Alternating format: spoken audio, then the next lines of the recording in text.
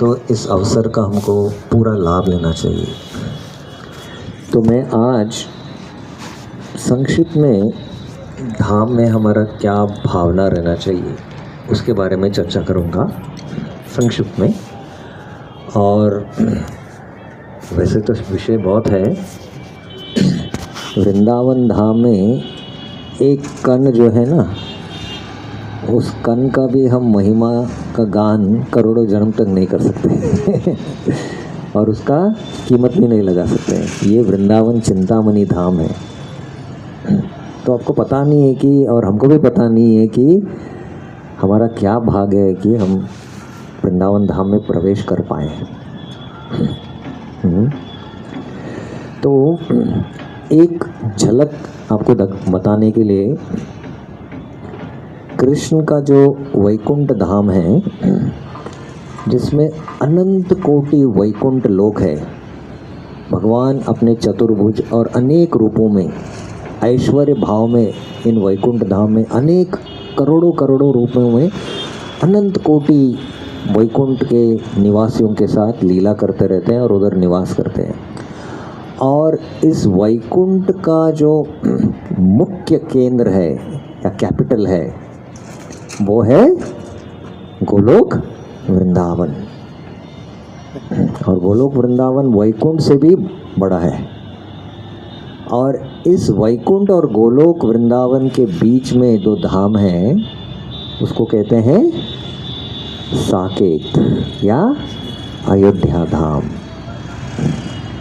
तो ये तीन स्तर पर ये भगवान के चिंतामणि धाम है। वृंदावन रम्यस्थान दिव्य चिंतामणि धाम। ये कैसा धाम है? अभी आपका मोबाइल आप रख दीजिए साइलेंट में, मोबाइल के पास देखिए मत। तो आपका ध्यान सिर्फ श्रवण में रहना चाहिए। तो ये वृंदावन जो है दिव्य और चिंतामणि है, पूरी तरह से दिव्य है। और जब तक हम पूरी तरह से दिव्य नहीं है तब तक ये धाम को हम देख नहीं सकते। हमारे चर्म चक्षु से सिर्फ एक है सीमेंट, बिल्डिंग, पत्थर, पेड़, वृक्ष, वही जो हम देखते हैं हमारे शहर में। लेकिन ये पूरी तरह से क्या है? दिव्य है। और जब तक हमारा हृदय पूरी तरह से शुद्ध नहीं है, एक भी भौतिक इच्छा नहीं है, तब तक ये धाम को हम देख नहीं सकते कि कैसे ये चिंतामणि धाम है। तो इसलिए हमको अगर देखना है तो कैसे देखना है? अभी श्रवण के द्वारा। कैसे देखना है? इसलिए ध्यान पूर्वक श्रवण करना चाहिए। भगवान का एक नाम है श्रुत ईक्षित। क्या नाम है? श्रुत ईक्षित। श्रुत ईक्षित मतलब क्या? श्रवण। श्रुत मीन्स श्रवण, श्रवण करना। ईक्षिता मतलब देखना, देखना। तो भगवान को हम कैसे देख सकते हैं? श्रवण के द्वारा। तो वही आध्यात्मिक जगत में जो गोलोक वृंदावन है, वही गोलोक वृंदावन इस मथुरा मंडल तथाकथित उत्तर प्रदेश में स्थित है ये। लेकिन ये उत्तर प्रदेश में स्थित नहीं है। ये भी क्या है? ये जैसे कमल, कमल पानी के अंदर नहीं रहता है, पानी के ऊपर रहता है। तो वैसे ही ये दिव्य चिंतामणि धाम भौतिक स्तर से हमको लगता है कि उत्तर प्रदेश में है, लेकिन ये पूरी तरह से क्या है? परे है, ये दिव्य है। जब इस जगत का भी विनाश हो जाता है फिर भी ये धाम शाश्वत रहता है, इसका ये विनाश नहीं होता है ये धाम। तो ऐसा ये चिंतामणि धाम में हमको प्रवेश मिला है। और उस धाम और इस धाम में अंतर क्या है? दो ही अंतर है, एक ऊपर है एक नीचे है, एक अंतर है बस, कोई भी अंतर नहीं है। दोनों भी चिन्मय है, दोनों भी दिव्य है। और एक अंतर है, उस धाम में आप प्रवेश नहीं कर सकते हैं, क्योंकि उस धाम में प्रवेश करने के लिए आपका शरीर पूरी तरह से चिन्मय रहना चाहिए। आपका आत्मा तो चिन्मय है, सच्चिदानंद है, आपको क्या है, दिव्य शरीर चाहिए, आध्यात्मिक शरीर चाहिए। आध्यात्मिक शरीर में आप उधर प्रवेश कर सकते हैं, लेकिन इस धाम में प्रवेश करने के लिए हम इस भौतिक शरीर में भी प्रवेश कर सकते हैं। तो ये अंतर है उस धाम में और इस धाम में। तो कौन सा धाम कृपालु है? वो धाम है या ये धाम कृपालु है? ये धाम। क्योंकि हम इधर ये धाम में, हालांकि हमारा भौतिक शरीर है, हम इस धाम में प्रवेश कर सकते हैं। तो इसलिए हमको ये मौका मिला है धाम में प्रवेश करने के लिए। इसलिए हमारा चेतना को बनाना है। जब हम 5 दिन धाम में हैं तो ये कृपा बहुत ही दुर्लभ है, बहुत दुर्लभ है। मनुष्य जन्म में बहुत दुर्लभ है। 84 लाख योनियों में भ्रमण करने के बाद एक मनुष्य जन्म मिलता है। और मनुष्य जन्म में भी अलग अलग स्तर है। 4 लाख मनुष्य योनि हैं। कुछ लोग जंगल में आदिवासी की तरह रहते हैं। मनुष्य शरीर है लेकिन चेतना आदिवासियों का है, पशु पक्षी मार के खाते हैं वो। तो ऐसे मनुष्य स्तर में भी अलग अलग क्रमशः हमारा चेतना बढ़ते बढ़ते, चेतना का जब विकास हो जाता है और भगवान के बारे में जिज्ञासा करते हैं, तब मनुष्य जीवन आरंभ होता है। अतः तो ब्रह्म जिज्ञासा से। इसलिए भगवान गीता में क्या कहते हैं? मनुष्यानाम सहस्रेषु, हजारों मनुष्यों में कश्चित यतति भी सिद्धे, कोई तो यत्न करता है मुक्त होने के लिए। यतताम अपि सिद्धानाम, ऐसे मुक्त होने के लिए जो साधु हैं, बहुत सारे साधु हैं धाम में रहते हैं जो यत्न कर रहे हैं, मतलब साधना कर रहे हैं मुक्त होने के लिए इस जगत से।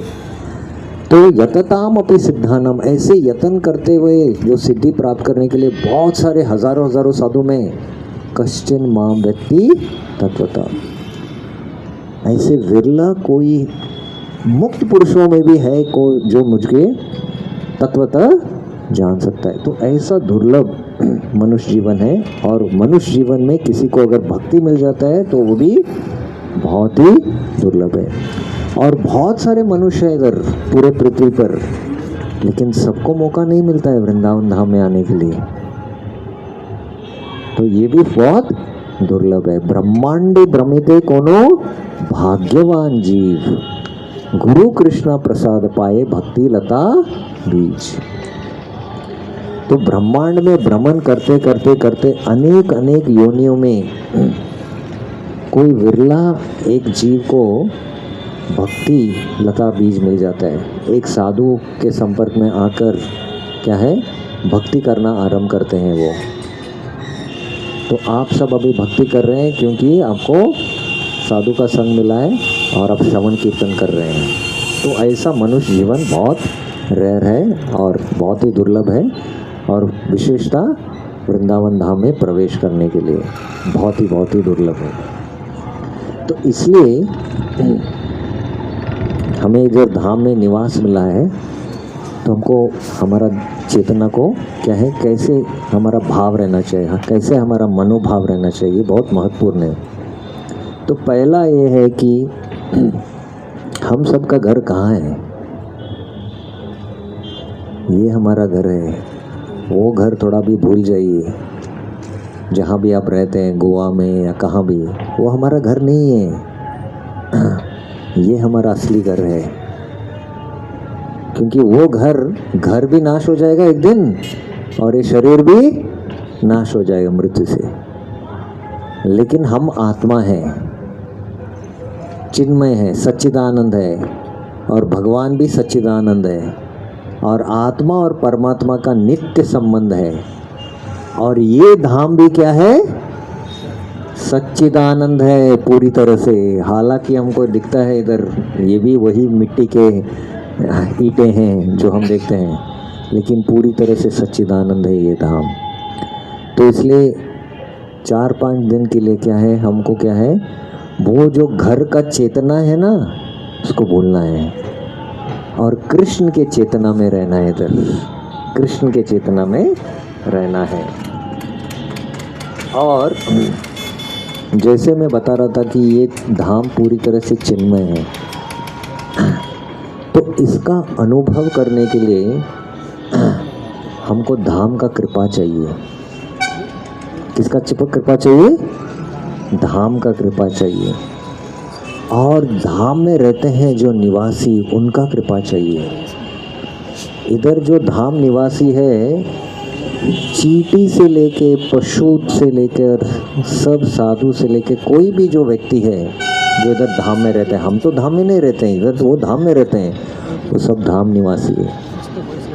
तो अगर हमको धाम का कृपा चाहिए तो सब धाम निवासी के प्रति बहुत ही आदर रहना चाहिए। तो इस भजन में क्या था? जय जय वृंदावासी वृंदावनवासी यत जन। जो भी वृंदावनवासी सब जन है, मैं उनका नमन करता हूँ। तो हमारा भावना ऐसा रहना चाहिए कि धामवासियों के ऊपर हम क्या है, बहुत ही आदर के साथ व्यवहार करना चाहिए, उनको आदर देना चाहिए। हालांकि बाह्य दृष्टि से जो भी वो दिखते हैं, कुछ भी वो बोलेंगे भी आपको, फिर भी आप उनके साथ क्या है, आदर के साथ वर्ताव कीजिए आप, क्योंकि उनकी कृपा से आपको धाम क्या है, प्रकट हो सकता है। धाम क्या हो सकता है, आपको प्रकट हो सकता है। तो इसलिए धाम वासियों के प्रति बहुत ही आदर के साथ हमको व्यवहार करना चाहिए। प्रभुपाद कहते हैं कि आपके गोवा में बहुत सारे बीच है कि नहीं? तो उधर रेती है ना, सैंड। तो आप वो रेती हाथ में उठाइए और आपके हृदय से एक प्रार्थना कीजिए। वो रेती को सुनाई देगा क्या? और वो रेती आपका इच्छा को पूर्ण कर सकता है क्या? नहीं कर सकता। लेकिन वृंदावन धाम में भी रेती है हर जगह। आप ये रेती को उठाइए और ये रेती को आप प्रार्थना कीजिए, और वो ये रेती आपका प्रार्थना सुन सकता है और उसको पूर्ण भी कर सकता है, क्योंकि ये रेती पूरी तरह से क्या है, चिन्मय है। ये अंतर है। तो इसलिए धाम जो है, धाम भगवान के शरीर से अभिन्न है। भगवान का व्यक्तित्व और भगवान का धाम दोनों क्या है, अभिन्न है। ये आपको थोड़ा अपने दिमाग में बैठना है। इसलिए विशेषता जब धाम का हम परिक्रमा करेंगे तो क्या है, ये पाद सेवन है। नवविधा भक्ति में क्या है, पाद सेवन है। तो धाम का रज अगर आपके चरण को लगेगा तो आपका शुद्धिकरण होगा। तो जिनको हो सकता है विशेषता, आप ऐसे कर सकते हैं। तो धाम में चलते समय, विशेषता परिक्रमा करते समय आप थोड़ा सा इसके ऊपर लक्ष्य रखिए कि चींटियाँ हैं, कुछ अन्य छोटे छोटे कुछ हैं, तो थोड़ा सा आपका चेतना रहना चाहिए कि आप उनको क्या है, मारे नहीं। तो दो भावनाएं रहना चाहिए इधर। एक है कृपा। हर एक वृक्ष कल्प वृक्ष है इधर, तो हर एक वृक्ष भी एक साधु है, और वो वृक्ष कल्प वृक्ष है। कल्प वृक्ष मतलब आपकी सब इच्छाओं को पूर्ण कर सकता है। और एक वृक्ष का महिमा भी हम गा नहीं सकते हैं। श्री विश्वनाथ चक्रवर्ती ठाकुर अपने ग्रंथ में व्रज रीति चिंतामणि में काफ़ी विस्तार में वर्णन करते हैं कि एक वृक्ष के नीचे जो ऐश्वर्य है, पूरा भौतिक जगत का ऐश्वर्य का तुलना भी हम नहीं कर सकते हैं। भौतिक दृष्टि से हमको ये साधारण वृक्ष लगता है, लेकिन नहीं, ये वृक्ष पूरी तरह से चिन्मय है। तो ये वृक्ष और ये जो धामवासी हैं, चींटियाँ भी हैं, आप जब चलते रहेंगे तो थोड़ा सतर्क रहिए। और हर एक वृक्ष से क्या है, क्या मांगना चाहिए, कृपा। कृपा मांगना चाहिए। और अगर हम धाम में रहते हुए कुछ अगर गलती हो जाए तो क्षमा। तो ये दो भावना रहना चाहिए, क्या है, कृपा और क्षमा। कृपा और क्षमा का भावना हमारे हृदय में रहना चाहिए, और बाद में ये धाम क्या है, हमको कृपा देगा। आपको अनुभव होगा ज़रूर अनुभव होगा। अगर आप ये भावना में रहेंगे ना तो धाम आपको प्रकट करेगा, धाम आपको कृपा देगा, आपके चिंतन के परे रहेगा, आपके बुद्धि के परे रहेगा ये सब चीज़। लेकिन अगर आपका ये भावना रहेगा तो क्या रहेगा हमारा भावना? हर एक इधर जो चिन्मय वस्तु है उसके प्रति कैसा रहेगा? कृपा और क्षमा। दूसरा एक, आप काफ़ी खर्च करके आए हैं इधर, है कि नहीं? तो थोड़ा दया भावना दान के रूप में जो भी आपके हृदय में प्रेरणा मिलता है तो आप दीजिए। मंदिर में जहाँ भी हम जाएंगे, क्या तो एक नियम रहेगा कि एक ग्रुप लीडर सब भक्तों का कलेक्ट करके उधर देंगे, और इधर जो साधु हैं, और याद रखिए इधर के गाय इधर के बंदर, ये इनका एक ही जन्म है, इसके बाद वो कहाँ जाएंगे? आध्यात्मिक जगत। हमको पता नहीं कि हमारा अगला जन्म क्या रहेगा, तो ये सब धाम निवासी है, उनका सेवा करने से भी आपको उनका कृपा मिलेगा, तो सब धामवासी है। और क्योंकि धाम के साथ संपर्क है उनका हर समय, वो अनन्य शुद्ध भक्त है, याद रखिए। तो इसलिए आप इधर ये एक भावना में रहिए कि जितना हो सकता है आपके हृदय के अनुसार, हृदय में जो प्रेरणा आते है तो आप दान कीजिए। तो जब पहली बार मैं वृंदावन धाम में आया, एक बहुत ही वरिष्ठ भक्त के साथ आया था मैं, और उन्होंने इस धाम के ऊपर बहुत सारी किताब भी लिखा है, आपको आश्चर्य रहेगा, माधवानंद प्रभु। तो पहली बार जब मैं आया तो मैं इधर ही मानसी गंगा के पास था। पहले वो मानसी गंगा पर पास लेके गए और उन्होंने कथा सुनाया, और वही कथा मैं आज आपको सुनाऊंगा। तो आ गए कुछ साधु, दे दो करके दान, और मैंने कहा ये क्या है, क्यों मांग रहे हैं मेरे से? मेरे को अच्छा नहीं लगा, पहली बार आया हूँ, 20 साल हो गया, 20 साल पहले। तो मैं ऐसे सोच रहा था मेरे मन में, और प्रभु जी को पता लग गया, और उन्होंने कहा आप उनके ऊपर कृपा नहीं कर रहे हैं, वो आपके ऊपर कृपा कर रहे हैं। आपका आसक्ति है आपके धन के ऊपर, है क्या नहीं? हाँ या ना? हाँ, तो वो आपका आसक्ति को निकाल रहे हैं, क्योंकि जब तक आसक्ति रहेगा भौतिक जगत में आप रहेंगे, तो आसक्ति को काट रहे हैं। तो दान करने से आपको लाभ होगा। दूसरा, धन के साथ कर्म भी रहता है, कर्म का बंधन रहते हैं, तो वो कर्म भी वो ले रहे हैं। तो कृपा कौन कर रहे हैं? आप कर रहे हैं क्या वो कर रहे हैं? वो कर रहे हैं।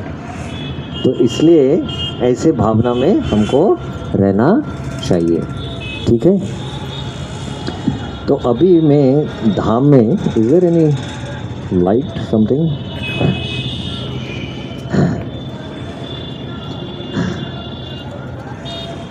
मेरे पास एक टॉर्च है लगता है, देखेंगे।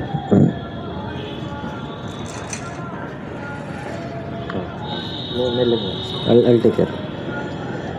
तो धाम में हम आए हैं, तो धाम का हमारा एक थोड़ा शिष्टाचार होना चाहिए। तो मैं अभी धाम में हमारा क्या शिष्टाचार रहना चाहिए, क्या आचरण रहना चाहिए, वो थोड़ा सा पढ़ूंगा, आप थोड़ा ध्यानपूर्वक सुनिए। पहले क्या है कि हमको किसी का अनादर नहीं करना चाहिए। इधर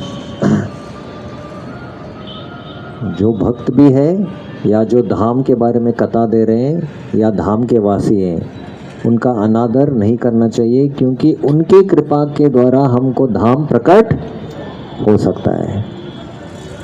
ये पहला है।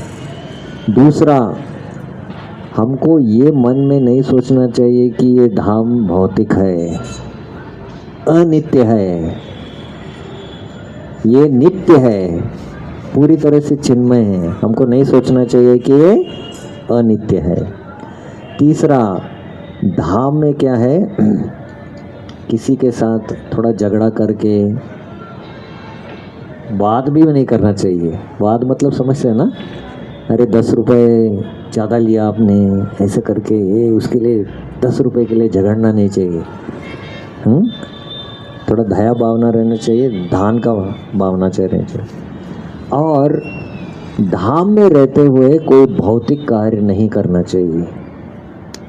सबसे बड़ा भौतिक कार्य हम करते हैं हर क्षण, वो क्या है, बक बक बक बक बक बक बक बक बोलते रहते हैं, भौतिक चीज़ के बारे में बोलते रहते हैं। तो इधर धाम में आए हैं, हमको क्या करना है, भगवान का नाम स्मरण करना चाहिए। हरे कृष्णा कृष्णा कृष्णा हरे हरे, हरे राम राम राम हरे हरे।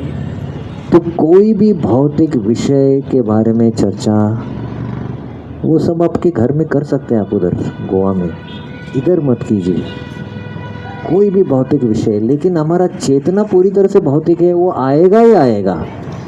तो एक दूसरे को याद दिलाइए आप, ये एक नियम का बहुत अच्छी तरह से आप पालन कीजिए, तो धाम का आपको कृपा मिलेगा।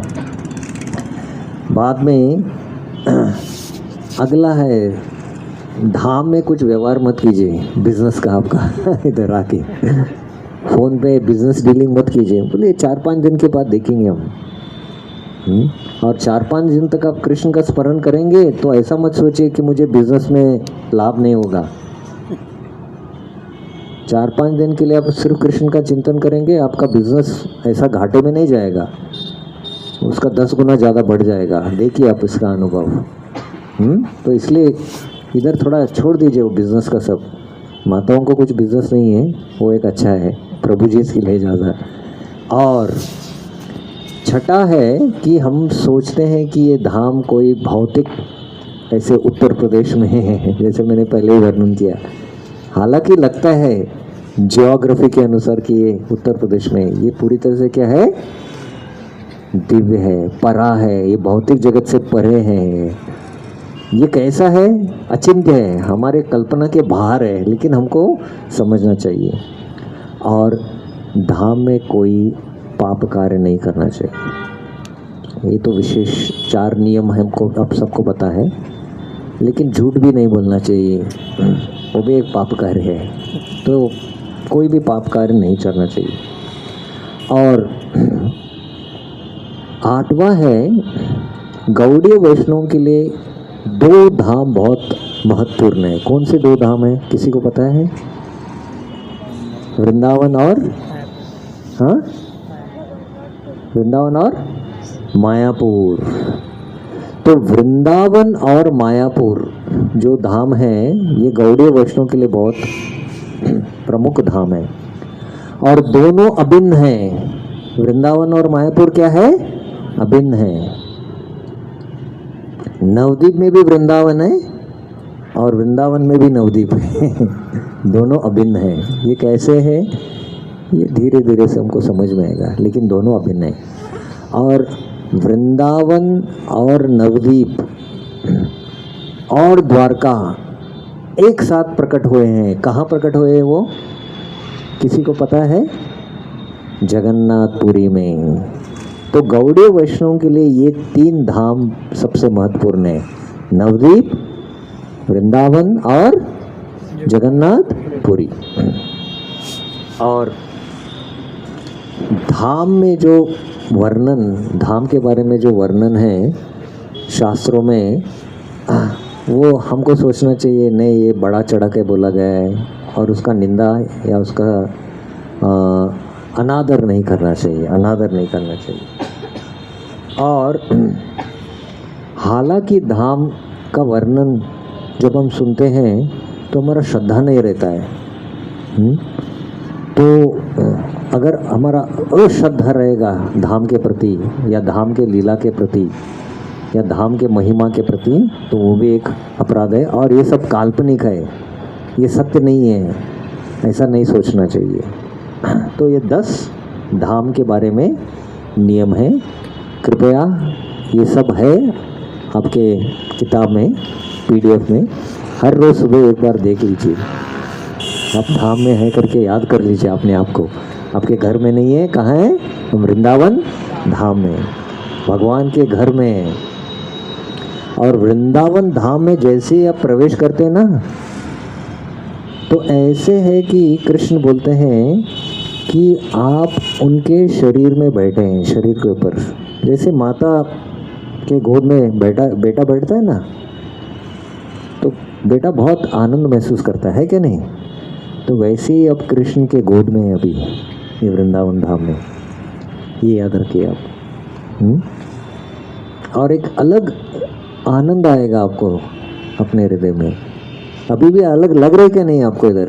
हाँ, तो ये वृंदावन धाम का महिमा है। तो और छोटे कुछ चीज़ है,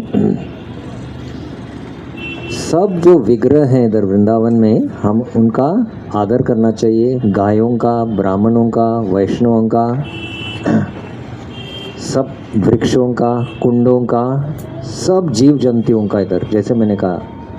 और इधर के जो पांडा हैं, पांडा मतलब पुजारी लोग, आपसे बहुत झगड़ेंगे पैसे के लिए, तो जो भी कहेंगे आप उनके साथ विवाद मत कीजिए, शांत से सुनते रहिए, कुछ बोलिए मत, ठीक है? उनके साथ झगड़ा मत कीजिए, वो आपसे पैसे मांगेंगे और आपके ऊपर क्या कर रहे हैं? वो कृपा कर रहे हैं, क्योंकि आपका असत्य निकल रहे, लेकिन आप विरोध करेंगे बहुत। तो थोड़ा सा शांत रूप से वो संभाल लेंगे हमारे लीडर्स जो हैं इधर, जहाँ भी जाएंगे पुजारी। और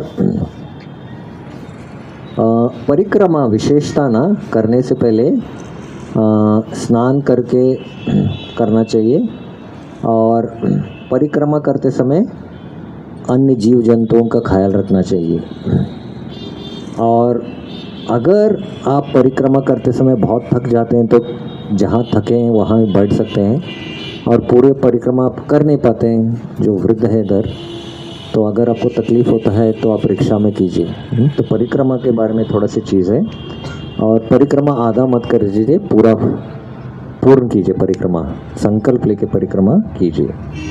तो ये थोड़ा सा संक्षिप्त में धाम में जो शिष्टाचार है हमारा, वो उसके बारे में वर्णन है।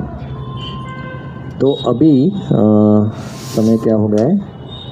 6:20 है। तो हमारा अभी क्या कार्यक्रम रहेगा श्याम रसिक प्रभु? अभी हम, मेरा ये था कि 3 विषय के ऊपर हम चर्चा कर सकते हैं।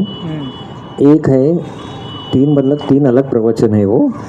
एक है मथुरा, जिसमें वृंदावन आता है, मथुरा धाम का महिमा एक है। दूसरा है कि ये दामोदर कार्तिक मास में हमको प्रवेश मिला है वृंदावन में आने के लिए, ये और भी बहुत महत्वपूर्ण है। तो कार्तिक मास और दामोदर अष्टकम के ऊपर का चर्चा करें, ये एक दूसरा विषय था। तीसरा जो है, अब हम मानसी गंगा को जा रहे हैं, तो मानसी गंगा के बारे में चर्चा करके हमारे मन में चल रहा है। ये तो 3 विषय हैं। तो कहाँ से आरंभ करें? श्याम रसिक प्रभु हमको गाइड करेंगे, क्या करें श्याम रसिक प्रभु? गुरुजी, मानसी गंगा और दामोदर अष्टकम का ग्लोरीज कर लेते हैं। यस। और आगे हम क्योंकि आगे जाएंगे तो आगे तब हाँ, यस। तो मानसी गंगा और दामोदर अष्टकम के बारे में हम अभी चर्चा करेंगे। तो मैं संक्षिप्त में वर्णन करूंगा मानसी गंगा के बारे में। और तो गोवर्धन क्या है? ये जो गोवर्धन पर्वत आप देख रहे हैं, आगे आप दर्शन भी करेंगे। ये गोवर्धन पर्वत साक्षात कृष्ण के हृदय से प्रकट हुआ है। कहाँ से प्रकट हुआ है? कृष्ण के हृदय से। कृष्ण जब अपने धरातल पर आ रहे थे तो राधा रानी को कहा उन्होंने कि आप आ जाओ, लेकिन राधा रानी ने कहा कि जहाँ यमुना नहीं है और गोवर्धन नहीं है, मैं नहीं आऊँगी। तो कृष्ण के हृदय से सीधा आके प्रकट हो गया ये गोवर्धन पर्वत। तो ये गोवर्धन कृष्ण के हृदय से अभिन्न है शिला ये। और ये गिरिराज है, सब पर्वतों का राजा है ये। सुमेरु पर्वत सबसे बड़ा है, लेकिन उससे भी श्रेष्ठ गिरिराज है। और ये गिरिराज एक मोर, आपने देखा है ना, पीकॉक मोर, तो मोर जब ऐसे बैठता है, मोर जब ऐसे बैठता है और उसका मुंह अगर वो ऐसे करता है, मुंह ए साइड करता है, जब हम सोते हैं ना मुंह ऐसे, तो मोर ऐसे बैठा है और उसने मुंह ए साइड किया है और उनके दो आंख है रहते हैं ना मोर के, तो इस समान है, मोर के समान है ये पूरा गोवर्धन पर्वत। और मोर का जो आगे का भाग है ये बीच में आता है, इधर धान घाटी। अभी हम कहाँ हैं? धान घाटी में। और धान घाटी से हमारा परिक्रमा आरंभ होता है। कहाँ से आरंभ होता है? धान घाटी से आरंभ होता है। और धान घाटी में चैतन्य महाप्रभु ने स्वयं परिक्रमा किया था और आरंभ कहाँ किया था? हरिदेव मंदिर से। तो हम सब मानसी गंगा का दर्शन करेंगे, मानसी गंगा से जाएंगे हरिदेव मंदिर और हरिदेव मंदिर का दर्शन कर कर हम वापस आएंगे। तो मानसी गंगा का दर्शन करेंगे, मानसी देवी का दर्शन करेंगे और हरिदेव का दर्शन करेंगे। तो संक्षिप्त में ये तीन जो है मानसी गंगा, हरिदेव और मानसी देवी, क्या है ये तीन चीज़ों के बारे में अभी मैं थोड़ा सा चर्चा करूँगा। क्या क्या? मानसी गंगा, हरिदेव और मानसी देवी। तो पहले मैं मानसी देवी के बारे में चर्चा करूँगा। बहुत सारे भक्तों को इनके बारे में पता नहीं है। मानसी देवी का दर्शन पहला करना चाहिए हमको। जब हम गोवर्धन में आते हैं तो किसका दर्शन करना चाहिए? मानसी देवी। और ये मानसी देवी कौन है? योग माया है। मानसी देवी कौन है? योग माया है। भगवान की शक्ति है आध्यात्मिक जगत में, जो भगवान की लीला में सहायता करती है और भगवान का धाम और भगवान की लीलाओं को प्रकट करती है। ये योग माया भगवान की एक शक्ति है और वही योग माया देवी इधर मानसी देवी के रूप में विराजमान है। तो भगवान के जगत में वो योग माया है, इस जगत में वो महामाया या दुर्गा के रूप में भी है। ठीक है। तो उधर मानसी देवी जब आप दर्शन करेंगे तो उधर 4 विग्रह हैं। एक है योग माया का, दूसरा है दुर्गा देवी का, और दुर्गा देवी का जो वाहन है, क्या है दुर्गा देवी का वाहन? सिंह। तो दुर्गा देवी सिंह वाहन में अगर अलंकार किया तो आपको दर्शन नहीं मिलेगा, देख नहीं पाएंगे, लेकिन सिंह पे बैठी है वो। और जैसे कभी भी प्रधानमंत्री या बड़ा मंत्री आता है उसका सिक्योरिटी गार्ड रहता है ना क्या नहीं? तो वैसे ही योग माया का एक पार्षद, उनको गुयक कहते हैं। उनको क्या कहते हैं? गुयक। लाइक गोरखा बोलते हैं ना इधर, सिक्योरिटी गार्ड। तो उनकी दुर्गा का एक सिक्योरिटी गार्ड है और योग माया का एक सिक्योरिटी गार्ड। तो योग माया और महामाया दोनों एक साथ है इधर। तो यहाँ पर हमको क्या करना चाहिए? यहाँ पर हमको बोलिए माता जी, क्या करेंगे आप? ये हाँ, लेकिन मेरे को तकलीफ होगा उससे बहुत। हरे कृष्णा। Are you okay? ना, I am okay, no problem, absolutely no problem. लेकिन मुझे अभी कोई आप दिखाई नहीं दे रहे। अब हमको पता है कि आप सो नहीं रहे, लेकिन आपको पता नहीं कि हम सो रहे हैं।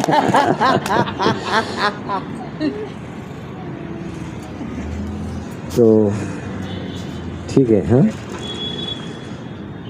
तो उधर हम पहले मानसी देवी का दर्शन करेंगे और मानसी देवी से हमको प्रार्थना करना चाहिए कि हे मानसी देवी, कृपया मेरे ऊपर कृपा करके मुझे धाम प्रकट कीजिए करके। तो ऐसे हमको कृपा याचना करना चाहिए मानसी देवी के यहाँ जाके, और वहाँ से मानसी गंगा का दर्शन करेंगे।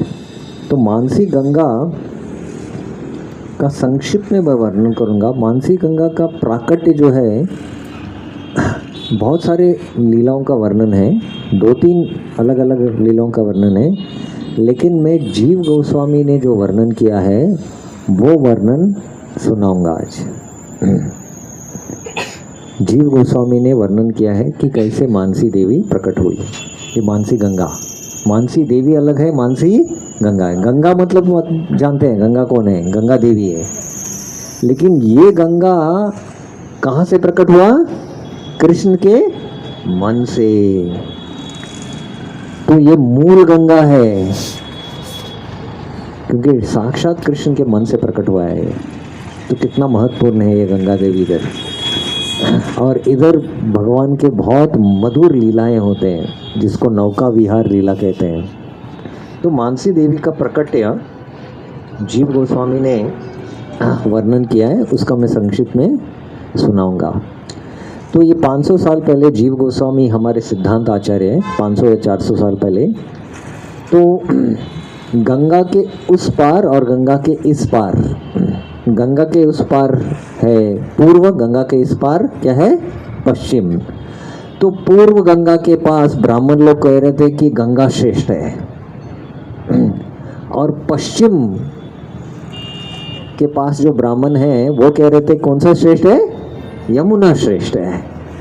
तो दोनों के बीच में वाद हुआ। तो तभी मुगलों का राज था, तो मुसलमान के राजा के पास आए ब्राह्मण और कहने लगे कि कौन सा श्रेष्ठ है, गंगा श्रेष्ठ है क्या यमुना श्रेष्ठ है? तो वो कहने लगे कि मैं कैसे तय कर सकता हूँ। तो उनको भी पता था कि सिद्धांत आचार्य कौन है? जीव गोस्वामी। तो उन्होंने कहा कि जीव गोस्वामी आप आके सुलझाओ ब्राह्मणों का, ये जो है गंगा श्रेष्ठ है क्या यमुना श्रेष्ठ है?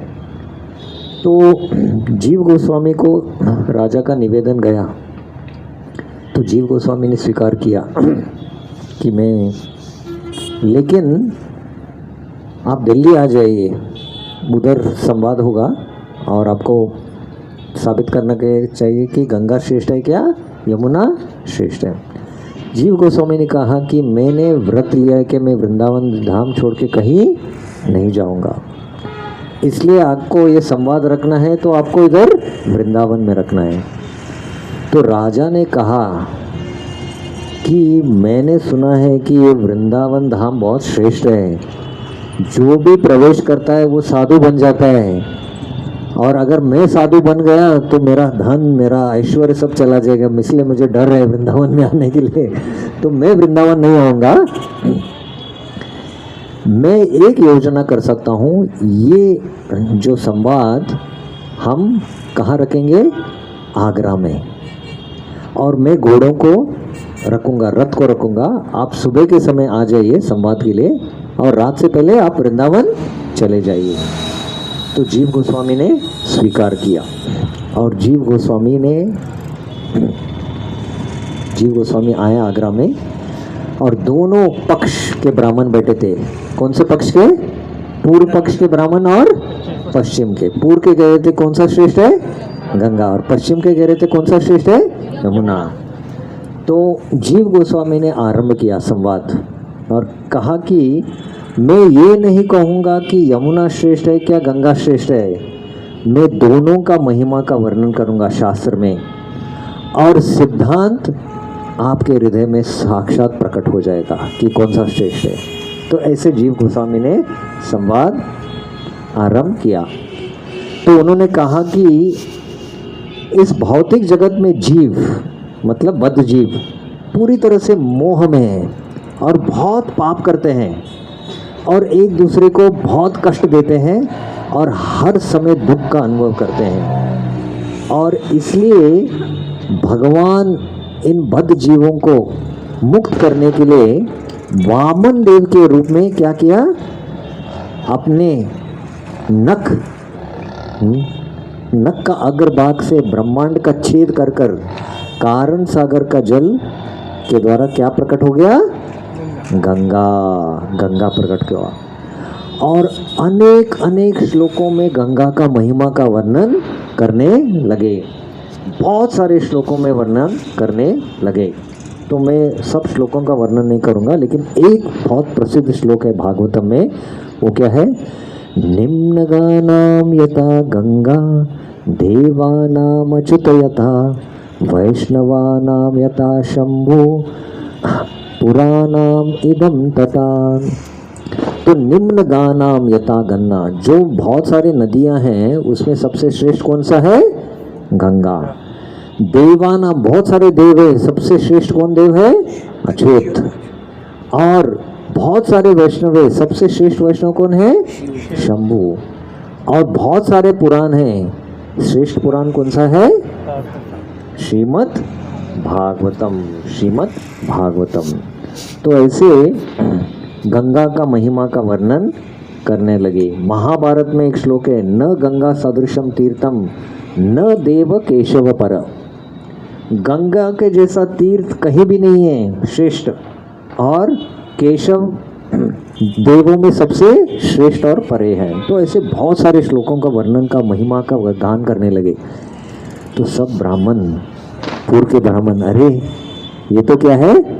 गंगा के बारे में, गंगा श्रेष्ठ है करके इन्होंने वर्णन कर लिया, तो हमारा गंगा श्रेष्ठ है करके ऐसे वो सोचने लगे। और उसके बाद जीव गोस्वामी ने कहा कि मैं अभी गंगा को नमन करके अभी यमुना का महिमा का वर्णन करूँगा। तो हम सब यमुना में एक दिन स्नान करेंगे। और जब हम यमुना में स्नान करेंगे, पहले तो यमुना को दंडवत करेंगे और एक सुंदर श्लोक का उच्चारण करेंगे। और आज अभी मैं वो उच्चारण करूँगा, आप सब मेरे पीछे दोहराइए। चिदानंद भानु चिदानंद भानु सदानंद सूनो सदानंद सूनो पर प्रेम पात्रे पर प्रेम पात्रे द्रव ब्रह्म घात्रे द्रव ब्रह्म गात्रे अघानाम लवित्रे अघानां पवित्रे जगत्क्षेम धात्रे जगत्क्षेम धात्रे पवित्रे क्रियान्यो पवित्री क्रियान्यो वपुर्मित्र पुत्रे वपुर्मित्र पुत्री। चिदानंद भानु, हे यमुना देवी आप भानु के पुत्री है। और सदानंद सुनो, और आप नंद सुनो, मतलब नंद महाराज के पुत्र कृष्ण के धाम में प्रकट हुए हैं। पर प्रेम पात्री, आप कृष्ण प्रेम प्रदान कर सकते हैं। यमुना का स्पर्श करने से आपको क्या मिलेगा? कृष्ण प्रेम। ये यमुना का महिमा है। यमुना तट के पास अगर आप खड़े रहेंगे और यमुना तट से जो हवा बह रहा है ना, वो हवा आपको स्पर्श जब करता है आपके हृदय को, वो आपको कृष्ण प्रेम दे सकता है। ये यमुना का महिमा है। पर प्रेम पात्री, द्रव्य ब्रह्म घात्री, आप द्रव्य ब्रह्म हैं, मतलब ब्रह्म मतलब चिन्मय है और द्रव्य के रूप में आए। अघानाम लवित्री, अग मतलब क्या? पाप। आपके स्पर्श संपर्क से क्या है? सब पाप मिट जाते हैं। जगत क्षेम धात्री, पूरा जगत के लिए आप क्षेम हैं। पवित्री क्रियान्यो, आप मुझे पवित्र कीजिए। और वपुमित्र पुत्री, आप मित्र के पुत्री है। मित्र मतलब कौन? सूर्यदेव। तो ऐसे अनेक अनेक अनेक श्लोकों में यमुना का महिमा का वर्णन करने लगे। अनेक अनेक श्लोक, बहुत सारे श्लोकों का।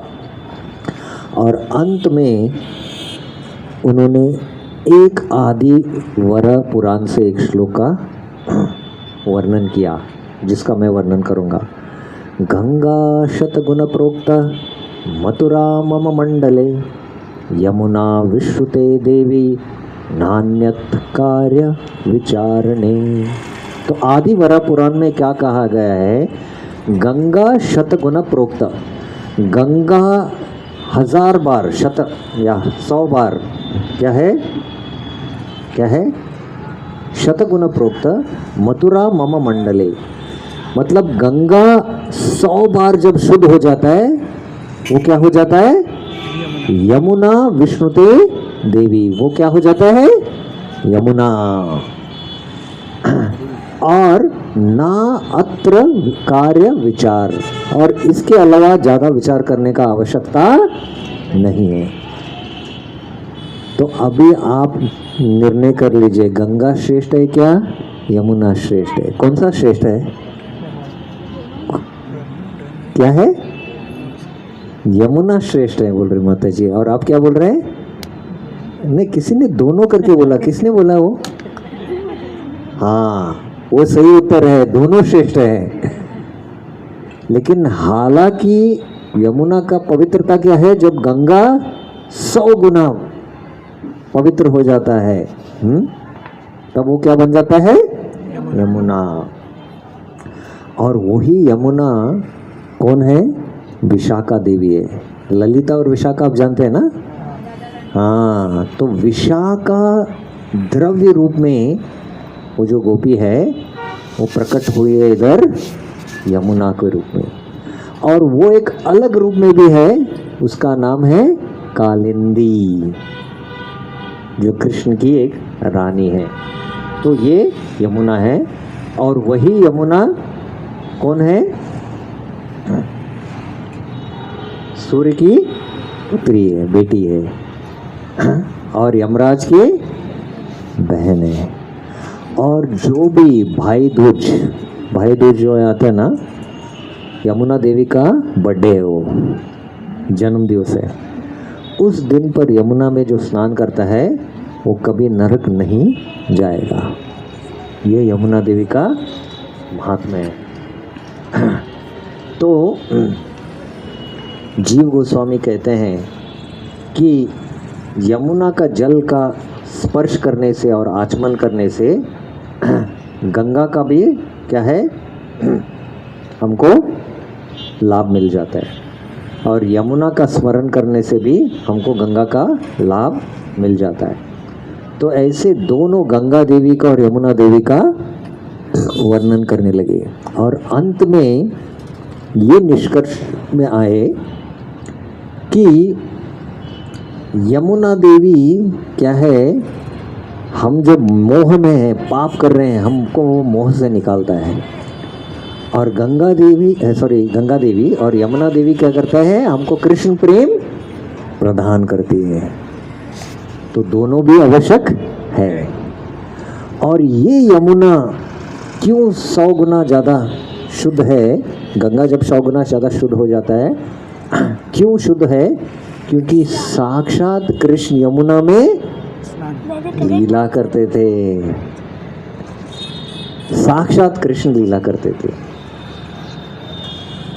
तो अभी जब जो ब्राह्मण थे, पूर्व गंगा के पूर्व तट पे ब्राह्मण जो रहते थे, वो थोड़ा उदास होने लगे।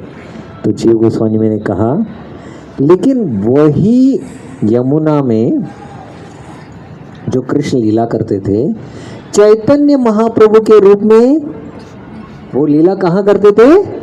गंगा में। कहाँ? नवद्वीप में करते थे। और वही गंगा कृष्ण के मन से प्रकट हुआ। कहाँ? मानसी गंगा में। तो ऐसे मानसी गंगा में क्या है?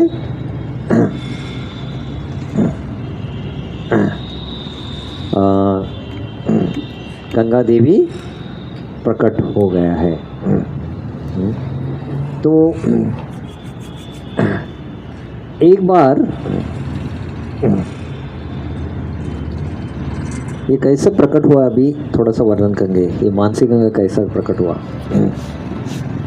तो एक बार कृष्ण ब्रजवासियों के साथ इधर गिरिराज गोवर्धन के पास थे, और उन्होंने हरिदेव का दर्शन सबको दिखाया।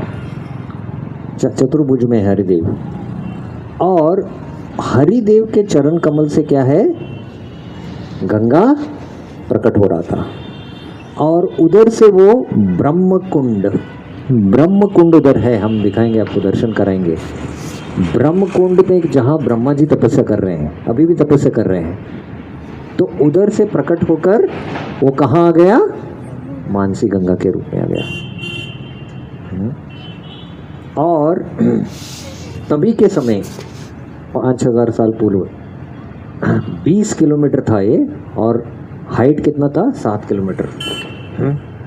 तो ये मानसी गंगा इधर प्रकट हो गया है, और इसका नाम क्या है, मानसी गंगा।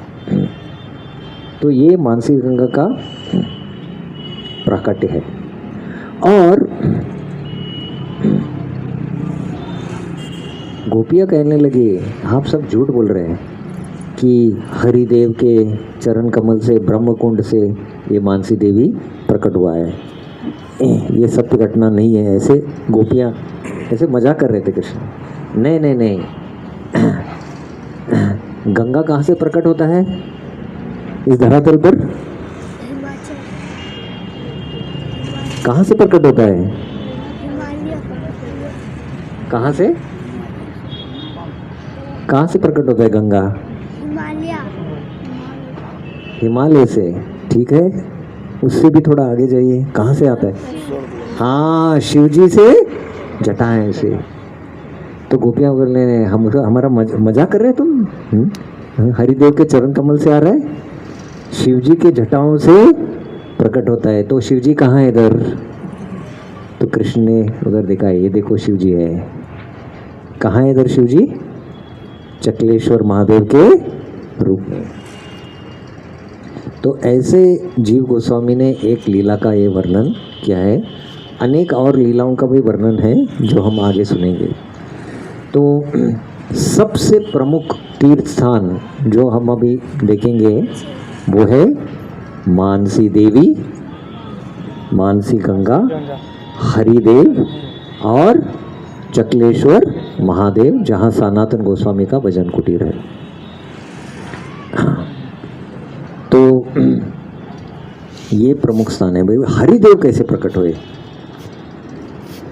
तो ये 5000 साल पूर्व का कहानी है कि गोपियाँ कृष्ण को इधर ढूंढ रहे थे। कृष्ण के विरह में कृष्ण ने कहा था कि गोपियों को मैं इधर आऊँगा और रासलीला करूँगा करके। तो गोपियाँ रुके थे कृष्ण के लिए, और कृष्ण आए नहीं। और जब कृष्ण आए नहीं, तभी गोपियों को विरह होने लगा, और विरह में गोपियाँ कहने लगे, हरिदेव हरिदेव हरिदेव हरिदेव हरिदेव। तो गोपियों का विरह सुनकर साक्षात कृष्ण इस विग्रह के रूप में प्रकट हो गए, अभी जो हम दर्शन करेंगे। और गोपियों को विरह हो रहा था कृष्ण को, और कृष्ण प्रकट हो गए हरिदेव के रूप में। और हरिदेव का दर्शन कर कर, हरिदेव का श्रृंगार कर कर गोपियाँ संतुष्ट हो गए, और इस प्रकार से ये हरिदेव प्रकट इधर हो गए। तो ये हरिदेव के बारे में संक्षिप्त में है। तो अभी समय क्या हो गया है? अभी समय क्या है? 6:46। तो क्या करेंगे? दामोदर अष्टकम इधर वहाँ पे देयर इज एनी दिस कि कितने बजे बंद होता है हरिदेव और मानसी गंगा? मानसी गंगा का कुछ ये नहीं है, मानसी देवी भी नहीं है, ब्रह्मकुंड। हरिदेव पहला 8 बजे तक तो रहेगा, 8 बजे तक रहेगा। पहला तो हरिदेव का दर्शन ही करेंगे हम। यहाँ से कितना समय लगेगा हरिदेव? जाने के लिए लगेगा 20 मिनट तो लगेगा, हरिदेव का दर्शन करने जाने के लिए। वॉकिंग 20 मिनट लगेगा। साथ में जाना पड़ेगा कीर्तन करके, क्योंकि रास्ता थोड़ा ये है। ठीक है। तो अभी कितना है? 6:46। दामोदर अष्टकम का एक छोटा तो महिमा बता दीजिए, क्योंकि हम वहाँ पे गाएंगे ना बाकी। दामोदर अष्टकम गाएंगे, और एक एक श्लोक के ऊपर समय रहेगा, जैसे जैसे प्रेरणा मिलेगा वैसे करेंगे। हमें वहाँ पर दामोदर अष्टकम करने के लिए मिलेगा? हम सब बैठ के उधर दामोदर अष्टकम करेंगे, और मानसी गंगा को दामोदर आरती दिखाएंगे। जय। ठीक है? ठीक है। तो कार्तिक महीना का महिमा का प्रचुर वर्णन भक्ति रसामृत सिंधु में है। और ये जो कार्तिक मंथ है, महीना है या दामोदर मास है, उसको ऊर्जा व्रत कहते हैं। और भगवान बहुत भक्तवत्सल है, और ये मास में भगवान का भावना क्या है? दामोदर मास है, बहुत ही कृपालु रहे। कहा जाता है कि इस महीने में जो भी भक्ति के कार्य करेंगे उसका 1000 गुना लाभ मिलता है। वैसे वृंदावन धाम में अगर आप कोई भी भक्ति के कार्य करते हैं तो 1000 गुना लाभ मिलता ही मिलता है। मतलब एक माला जप करेंगे कितना माला हो जाता है?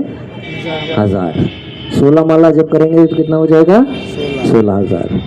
एक गलती करेंगे तो उसका दंड क्या होगा? 1000 गुना। तो वो भी याद रखिए। एक गलत विचार भी आएगा इधर तो उसका भी परिणाम हो जाएगा। तो इसलिए हर समय कोई भौतिक चीज़ चर्चा नहीं करना चाहिए।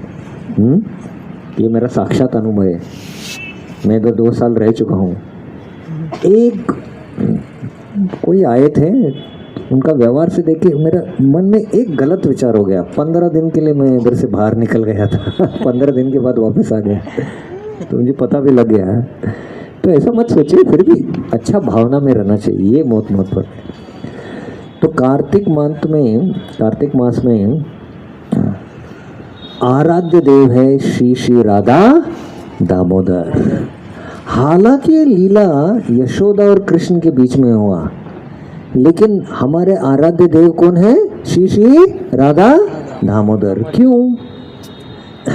क्योंकि यशोदा माता का वात्सल्य जो प्रेम है, वो वात्सल्य प्रेम का मूल भी कौन है?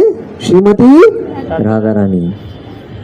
तो 5 रस है, शांत, दास्य, सख्य, वात्सल्य, और सबसे सर्वोत्तम कौन सा रस है? माधुर्य रस। और माधुर्य रस के मूर्तिमान स्वरूप, लादिन्य शक्ति के मूर्तिमान स्वरूप है श्रीमती राधा रानी। तो वात्सल्य, माधुर्य रस में वात्सल्य रस भी है, दास्य रस भी है, सख्य रस भी है, शांत रस भी है, सब रस है। तो माधुर्य सर्वश्रेष्ठ। पति और पत्नी के बीच में जब झगड़ा हो जाता है ना, दोनों लोग बात नहीं करते हैं तो शांत रस में रहते हैं थोड़े समय के लिए।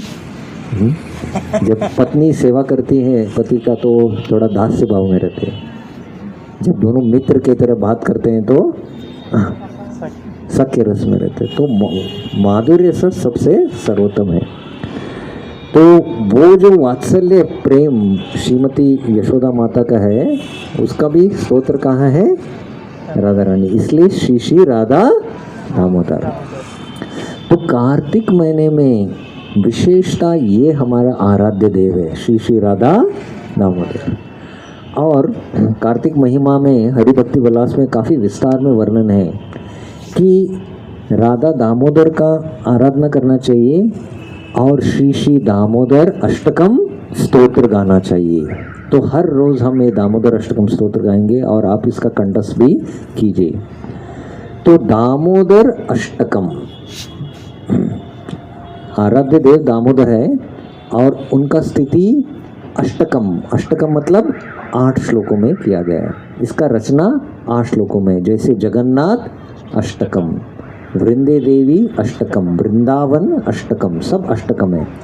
तो 8 श्लोकों में ये वर्णन है और ये पद्म पुराण में है। और पद्म पुराण में संदर्भ ये चल रहा है सत्यव्रत मुनि। सत्यव्रत मुनि है, सत्यव्रत राजा नहीं है, एक अलग मुनि है। सत्यव्रत मुनि नारद मुनि को मिलते हैं और जब जो भक्त मिलते हैं ना, उनका चर्चा करने का विषय क्या रहता है? किसके बारे में रहता है? पैसे के बारे में रहता है। हाँ क्या नहीं? हाँ या ना? नहीं, पैसे के बारे में रहते हैं। हम भक्त लोग पैसे के बारे में चर्चा करते हैं, 2 भक्त लोग। लेकिन शुद्ध भक्त लोग क्या करते हैं? भगवान के बारे में चर्चा करते हैं। तो दोनों भक्त भगवान के बारे में चर्चा करते करते करते करते सत्यव्रत मुनि भावभर हो जाते हैं और उनके हृदय के भावनाएं इन 8 श्लोकों में प्रकट हो जाते हैं, जो है दामोदर अष्टकम। दामोदर अष्टकम। और ये दामोदर अष्टकम सत्यव्रत मुनि के द्वारा रचित है। और सत्यव्रत मुनि का जो भावना है वो वात्सल्य भाव का है और इस भजन में वो प्रकट होता है। तो आज हम अभी एक श्लोक के ऊपर चर्चा करेंगे। तो अब सब मेरे साथ दोहराइए। नमामीश्वरं सच्चिदानन्दरूपं लसत्कुण्डलं गोकुले व्रजमानं। नमामीश्वरं सच्चिदानन्दरूपं लसत्कुण्डलं गोकुले व्रजमानं। यशोदाभिलोकलादवमानं परामृष्टमत्यन्तोद्धृतगोप्या। यशोदाभिलोकलादवमानं परामृष्टमत्यन्तोद्धृतगोप्या। तो सत्यव्रत मुनि के हृदय मतलब आत्मा के भावनाएं हैं, और वो भावनाएं पूरी तरह से दिव्य हैं। तो वो भावनाएं वो प्रकट हो रहे हैं, और वो इस पहले पंक्ति में, पहले श्लोक में नमाम ईश्वरम, मैं नमन करता हूँ। क्योंकि अभी जो लीलाओं का वर्णन करने वाले हैं, इससे हम भ्रमित हो सकते हैं बहुत। कृष्ण के लीलाएं बड़े बड़े देवताओं को भी मोहित करते हैं। तो हम बद जीव क्या है, बड़े बड़े देवता भी मोहित है। मुह्यंति यत् सूर्य है। तो इसलिए आप मोहित मत हो जाइए। ये जो मैं वर्णन कर रहा हूँ, ये बाल कृष्ण का, ये कौन है? ईश्वर है। इसलिए मैं नमन करता हूँ। नमाम ईश्वरम, ये ईश्वर है। ईश्वर मतलब स्वामी, भोक्ताराम यज्ञ तपसाम सर्वलोक महेश्वरम। तो इधर ये जो भावना है ईश्वर का मतलब, ये बहुत ऐश्वर्यशाली भावना है। मैं पूरा जगत का ईश्वर हूँ। हम हमारे घर में जो है, हम हमारे घर के ईश्वर रहते हैं, है क्या नहीं? लेकिन कृष्ण क्या है? सर्वलोक महेश्वर है। तो ये एक भावना है, ये ऐश्वर्य का भावना है। ईश्वर मतलब नियंता, नियंता या सर्वलोक महेश्वर। लेकिन और एक माधुर्य का भी बहुत ही निकट, ईश्वर मतलब माय लॉर्ड, ईश्वर मतलब मेरे स्वामी। जैसे अगर कोई पत्नी कहती है कि संबोधन करती मेरे प्रभु, मेरे स्वामी, तो वो जो संबोधन है, उस संबोधन में ऐश्वर्य भाव नहीं है। वो संबोधन में क्या है? बहुत ही निकटतम का भाव है। हालांकि ईश्वर बोल रहे हैं, तो ये दोनों भी हो सकता है, ऐश्वर्य भाव में संबोधन करना या थोड़ा प्रेम भावना में, निकटतम भाव से। तो नमाम ईश्वरम, नमाम ईश्वरम सच्चिदानंद रूपम। कृष्ण का रूप कैसा है? सच्चिदानंद है, पूरी तरह से चिन्मय है। उनका शरीर किससे बना है? सत, चित और आनंद से भरा है। उनका शरीर का रचना ऐसा है। हमारा शरीर किससे बना है? पंच महाभूत से बना है। लेकिन उनका शरीर पूरी तरह से सच्चिदानंद है, सच्चिदानंद रूपम। और ये नमन करने के बाद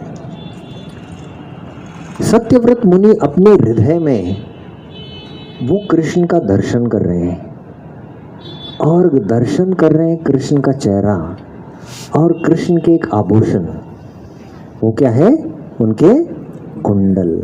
लसत कुंडलम गोकुल ब्राजमानम।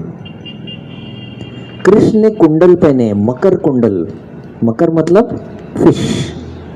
तो कृष्ण के कान में बड़े लंबे से कुंडल है से, और ये कुंडल कैसे है? लसत, लसत मतलब ये चमक रहे हैं, बहुत ही चमक रहे हैं।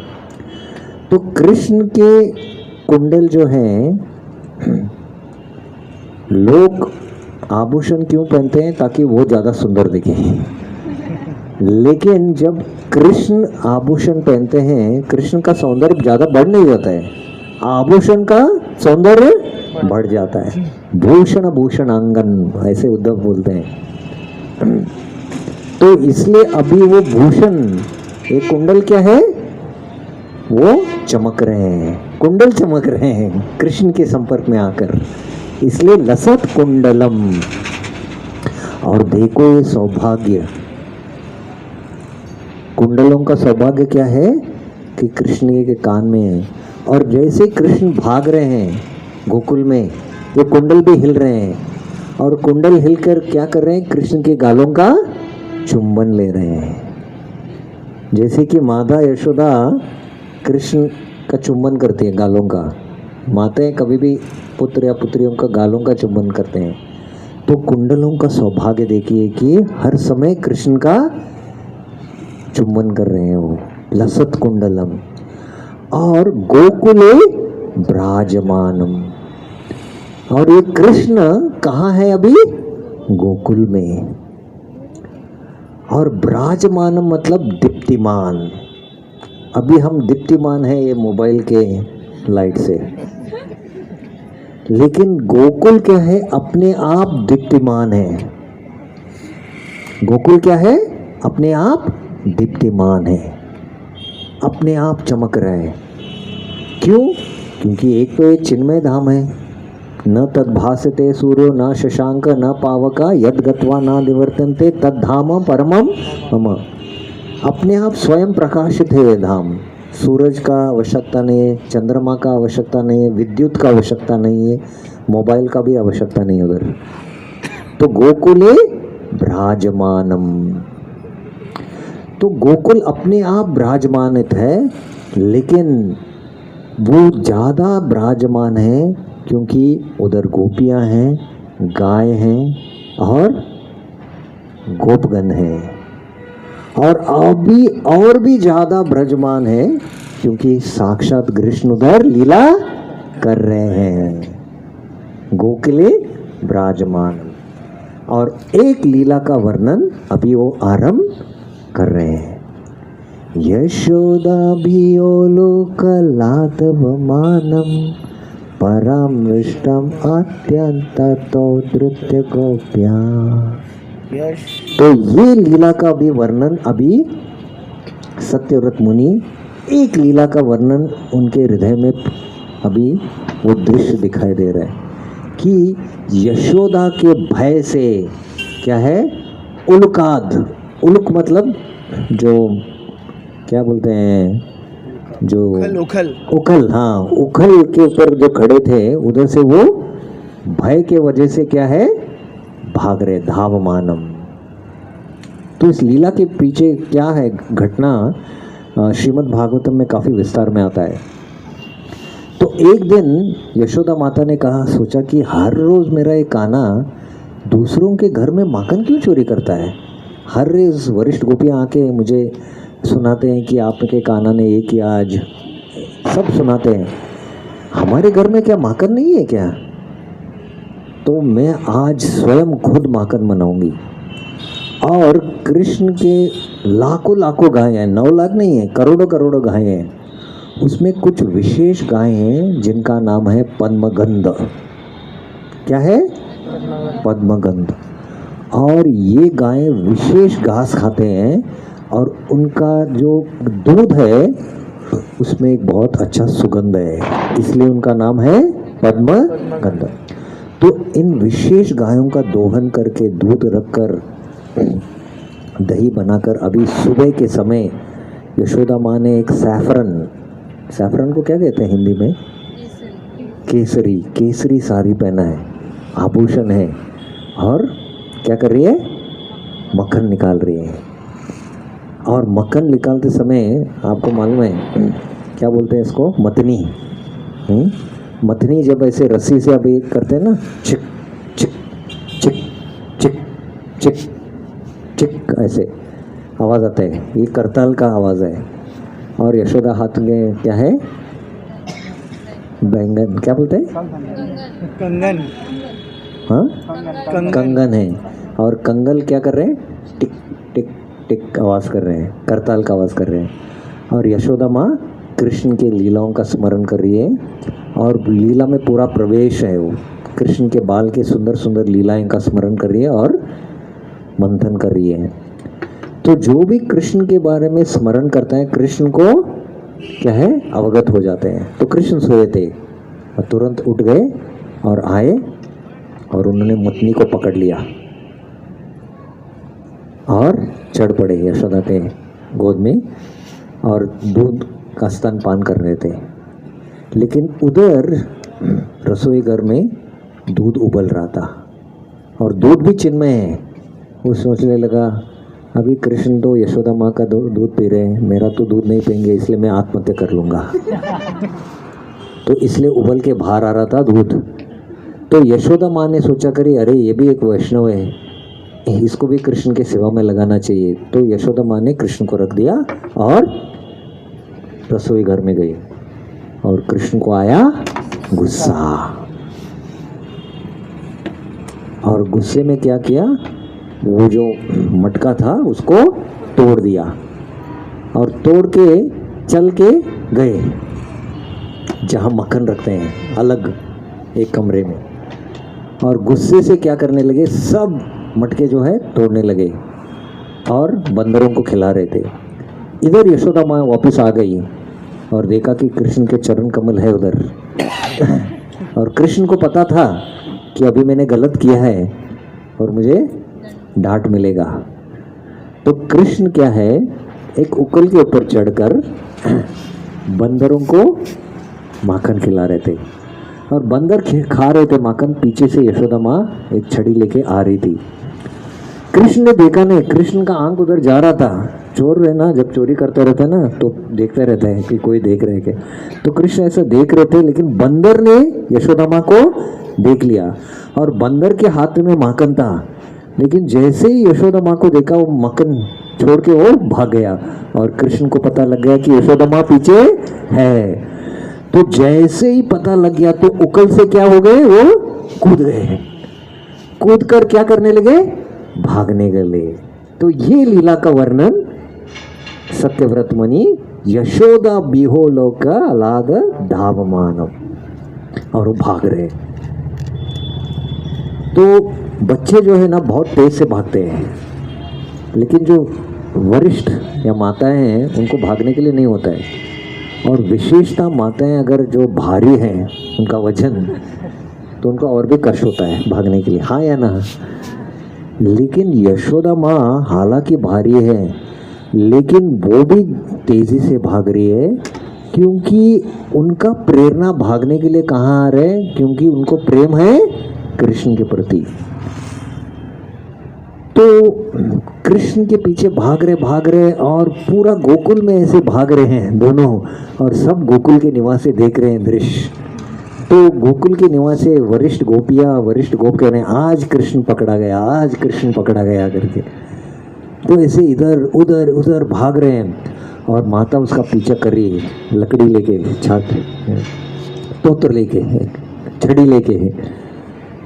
तो जब माता यशोदा ऐसे भाग रही है, उनके सर से फूल भी गिर रहे हैं और पसीना आ रहा है, तो कृष्ण जान गए कि अभी मुझे ज़्यादा क्या है, मेरे भक्त को सताना नहीं चाहिए, तो रुक गए। और कृष्ण को अभी यशोदा माँ ने पकड़ लिया। तो ये दृश्य सत्यव्रत मुनि परम दृष्टवा अत्यंततो धृत्य गोप्या, अभी यशोदा माँ ने कृष्ण को पकड़ लिया।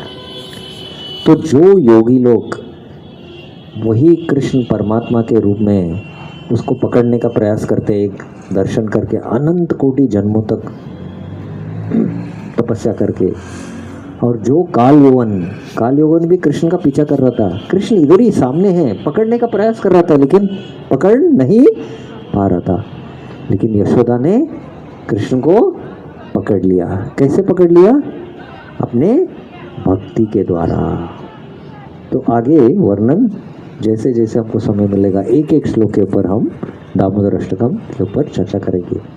तो आज हम जब दामोदर अष्टकम गीत गाएंगे, तो आप जब ये गीत गाएंगे तो स्मरण कीजिए कि कैसे सत्यव्रत मुनि ये दृश्य जो देख रहे हैं, हम भी नमन करना चाहिए कृष्ण का जो सच्चिदानंद रूप में है।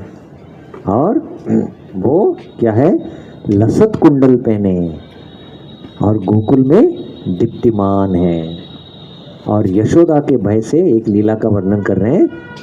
उल्काद क्या है, अभी भाग रहे हैं। और परम दृष्टवाम, परम मतलब उनसे भी आगे चलकर यशोदा माँ ने उसको अभी पकड़ लिया है। द्रुति गोपिया, ये गोपी कौन है? यशोदा है।